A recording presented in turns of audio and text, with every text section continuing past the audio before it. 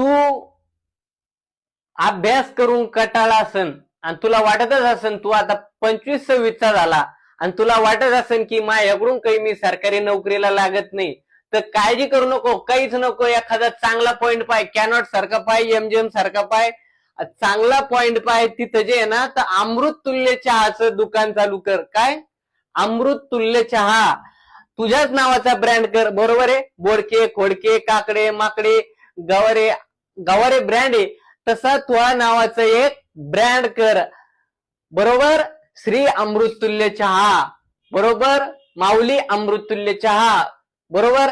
अशा नावाचा तो ब्रँड कर आणि तिथं एखादी शाखा उघड आणि तिथं तू काय कर, एखाद्या कॉलेज समोर जरी तू शाखा उघडी, हा, तर तुझ्या चहाचा दर किती? 10 रुपये. बर, दररोजची विक्री किती तुझी? 1000 कप जरी विकले तो, हा 1000 कप कॅनॉट सारख्या परिसरात आणि चांगल्या म्हणजे चांगल्या कॉलेज समोर, चांगल्या मार्केट समोर तो 1000 कप जातेच.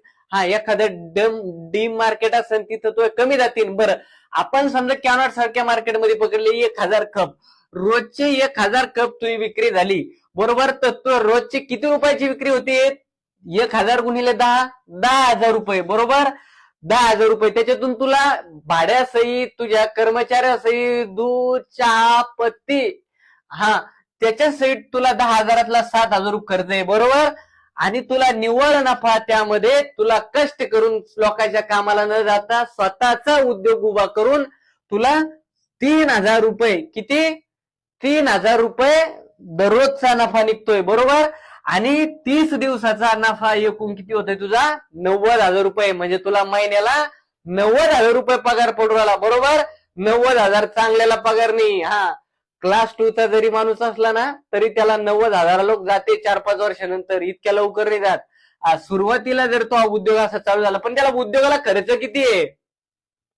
तुला जर चांगल्या ठिकाणी जागा घ्यायची तर तुला भाडं पण बऱ्यापैकी असतं, तर त्या जागेनुसार असतं. पण अमृततुल्य चहा जर कधी तुला चांगली सुरळीतपणे चालू करायची असेल तर तुला कमीत कमी तुझ्याजवळ 3 लाख रुपये असले पाहिजे. किती? 3 लाख रुपये. 3 लाख रुपये गुंतून तू महिन्याला 90,000 रुपये कमवू राहिला. बरोबर? 90 नाही, 80 कमवशील, 70 कमवशील, 60 कमवशील, पण तुझ्या हक्काचे राहतील. बरोबर? कोणा तिथं कामाला जायची गरज नाही. बरोबर? हा, त्याच्यामुळं स्वतःचा उद्योग उभा कर. अभ्यास करून कटाळा असेल तर चिंता अजिबात करू नको. बरोबर?